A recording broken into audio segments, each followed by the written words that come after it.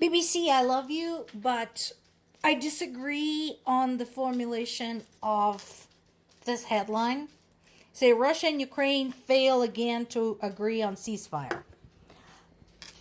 I think it would be more appropriate to say Ukraine shows up prepared to do work, Russia shows up with its ridiculous demands.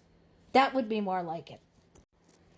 Why do I say that? Because again, first of all, Ukraine sent delegation with proper representation, treating this like an important thing, treating it like it's something worthwhile and worth their time, and so on and so forth. Russia sent a bunch of nobodies who only know how to make snarky remarks about kidnapped Ukrainian children. And I kind of understand why Ukraine keeps showing up, because they know that if Ukrainian delegation fails to show up or shows even a hint of treating this disrespectfully, too many people are going to say, see, Ukraine doesn't really want peace. They're not serious about this. They're disrespectful. You forgot to say thank you, and so on and so forth. So that's why Ukraine keeps showing up. Even though I am certain that Ukrainian people understand this is all a travesty. This is just to appease Russia. This is bullshit. Russia's demands are the same, and they continue to be insane. And I would like to once again remind everybody, so they agreed to return the bodies of the dead.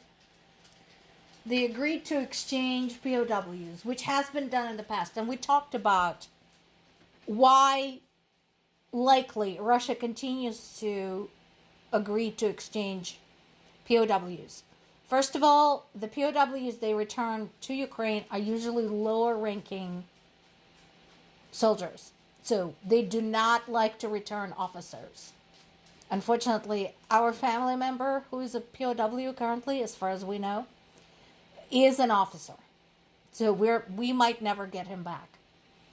And second, they are getting back their own soldiers, and we know they're running short on cannon fodder, and there is no doubt in my mind that they're just getting them back in order to send them back into battle. That's it. And once again, the fact that Ukraine showed up and said, hey, not even talking about ending fighting, not even talking about territory, give us our kids back, here's the list. And the representative of the Russian delegation dismissed it with a sneer. That tells you everything you need to know. And for those who are telling me to get my facts straight, prove it that I'm wrong. Prove me wrong. And for those who don't think Ukraine could have pulled off its brilliant military operation on their own, this one, it's not the first one. You're forgetting when Russia first invaded Ukraine, they held 1/3 of Ukrainian territory, 30%. And that was before anybody started supplying aid to Ukraine. Before anybody started helping. While everybody was sitting there with their mouths open thinking, oh gosh, they didn't. Yes, they did. Now Russia holds only 19%. It's still a lot. And it's still ridiculous to expect Ukraine to give up that territory because it is still part of its country.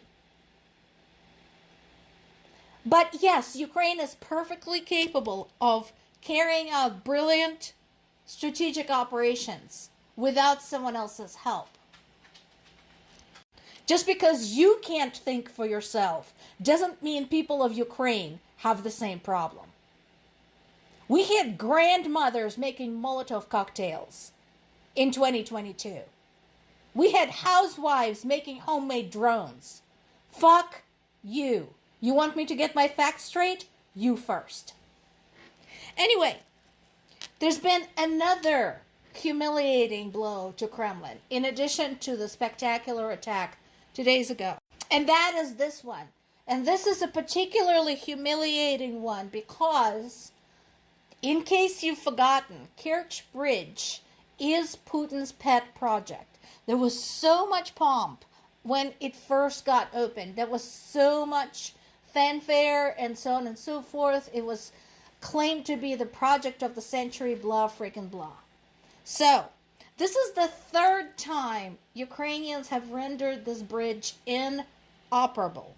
You're going to tell me they made it, they couldn't have possibly pulled it off on their own? Well, they have.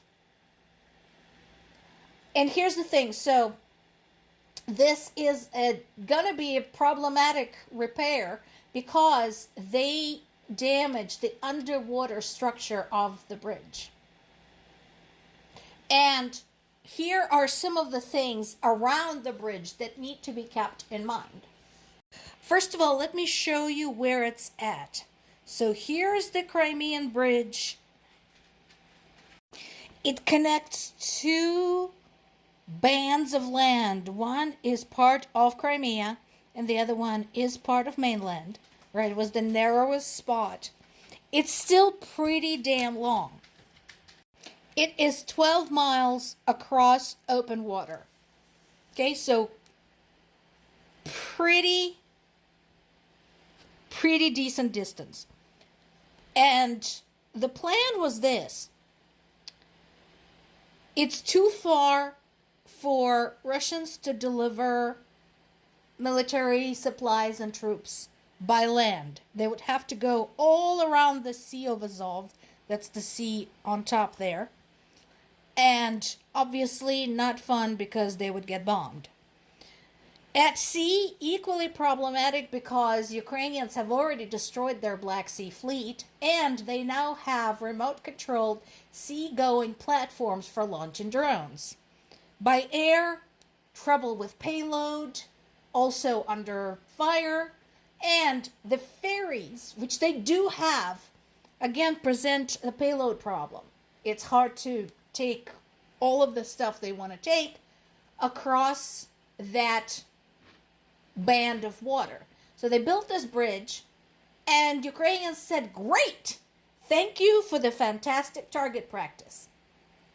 And so they hit it again. Putin's $1 million baby. And considering where they hit it this time, gonna be a while.